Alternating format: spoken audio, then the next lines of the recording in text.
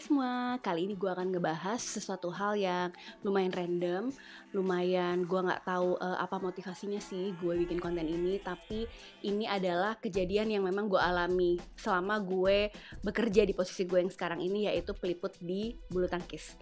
Nah, sebenarnya sih kita kalau misalnya mau jadi orang yang positif mulu tuh kan kayaknya nggak mungkin ya. Makanya gue suka heran sih sama orang kok bisa gitu ya hidupnya kayak penuh dengan motivational quotes every day, every time gitu. Kalau gue sih sejujurnya nggak bisa. Jadi walaupun gue udah mencoba menjadi orang yang sangat positif, lama-lama kok jadi toxic positivity gitu ya. Kalau ngeliatin atlet gitu, masih kecil juga udah punya duit banyak, terus bisa dapat kesempatan kemana-mana, bisa berprestasi, bawa nama negara, mengharumkan nama negara. Itu kayaknya kalau lagi gue nggak bersyukur mode on ya, itu kayak gila ya ampun, pengen deh. Bayangin aja umur belasan aja udah punya duit puluhan juta, entah itu dari duit kontrak ataupun dari misalnya dari mana lah, berbagai sumber gitu. Secara dulu gue punya tabungan aja tuh mulai kuliah. SMA nggak punya tabungan. SMA sih kayaknya punya tapi nggak diisi. Mulai punya tabungan itu pas kuliah itu juga karena buat bayar kuliah. Jadi dibikinin tabungan. Dan gue berterima kasih kepada Bank BNI yang telah menyediakan pecahan Rp20.000 di ATM, sehingga gue bisa merasakan sensasi indahnya menarik uang dari ATM walaupun cuma Rp20.000 dan walaupun saldonya cuma Rp75.000 gitu. Tapi kayaknya wah gila, bahagia. Beda banget ya sama anak-anak zaman sekarang. Anda umur gue berapa ya? Jadi ya kadang-kadang mikir aja, ya ampun enak banget ya umur segitu udah punya banyak duit. Kayak dulu jajan aja cuma Rp20.000, itu bisa naktir teman, ya kan, beli mie ayam. Terus atlet-atlet dari umur muda juga kayak udah bisa ngerasain punya barang branded, pakai barang-barang branded. Ya teman-teman kan lihat sendiri ya di sosmed seperti apa. Bahkan ada akun yang menginformasikan berapa harga outfit mereka dari ujung rambut sampai ujung kaki. Kadang-kadang tuh harga-harganya tuh bikin suka terbelalak gitu gak sih, kayak pengen, ya Allah pengen introspeksi diri, apa yang salah ya sama hidup gue gitu, kok gue gak bisa ya kayak gitu. Nah sekali lagi itu kadang-kadang terjadi, kadang-kadang tapi enggak, muncul juga kok sifat gue yang kita harus bersyukur dengan rezeki masing-masing. Tapi kan namanya juga ya, misalnya datanglah saat kita lagi setannya lagi datang gitu kan, ngiri ya ampun dapat bonus 5 miliar, dapat bonus apa, pasti kan kayak ada lah ya rasa, nggak mungkin lah gue jadi malaikat terus enggak, gue nggak pernah ada rasa begini rasa begitu, nggak mungkin, pastilah ada dalam gue 9 atau 10 tahun itu gue merasa kayak pengen deh kayak gitu. Tapi kalau misalnya gue inget lagi tuh harga baju, selembar baju aja bisa kayak 1 kali gaji gue sebulan gitu. Kalau gue sih kayak nggak tenang gitu nggak sih di jemuran, kayak gue takut tiba-tiba dicolong gitu kan baju gue. Terus kalau misalnya itu baju hilang, ya kan ibarat kata gue kehilangan gaji sebulan gitu kan, kayak nggak bisa makan gitu, kayak ya Allah nggak tenang banget. Kalau misalnya itu baju tiba-tiba kena lunturan kain Bali, atau enggak mbak gue salah setrika, ya kan logonya jadi lengket di setrika, aduh ya ampun pusing deh gue. Mungkin ini tuh alasannya kenapa gue ditakdirkan belum menjadi orang kaya, karena secara psikologis gue belum siap kali ya. Tapi kalau misalnya itu syaratnya sih ya udah gue segera bersiap deh dengan segala macam kemewahan yang ada. Amin ya Allah. Gue juga pernah sih nemenin mereka belanja di sebuah negara, dimana gue kayak shock berat gitu ya melihat mereka membeli tas seharga kayak gaji gue setengah tahun, atau enggak mereka membeli dompet yang ternyata dompetnya bukan buat mereka melainkan buat hadiah untuk temannya. Dipastikan ya lo akan bertemu sama dia selama-lamanya karena itu gila, dompet aja harganya kayak harga motor kali ya. Sementara saat itu gue lagi jalan sama dia itu dengan bawa dompet seharga berapa yuan gitu dari Miniso, gue beli di Cina.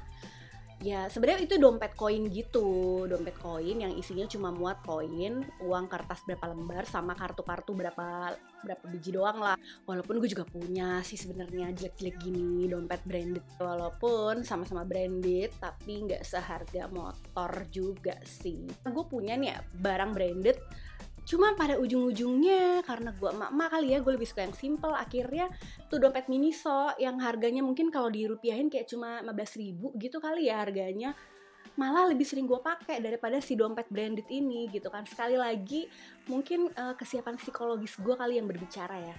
Dan anyway, waktu itu si dompet branded itu gue belinya di Paris, dan kayaknya itu sih di outlet yang kayak lagi diskon 98% gitu.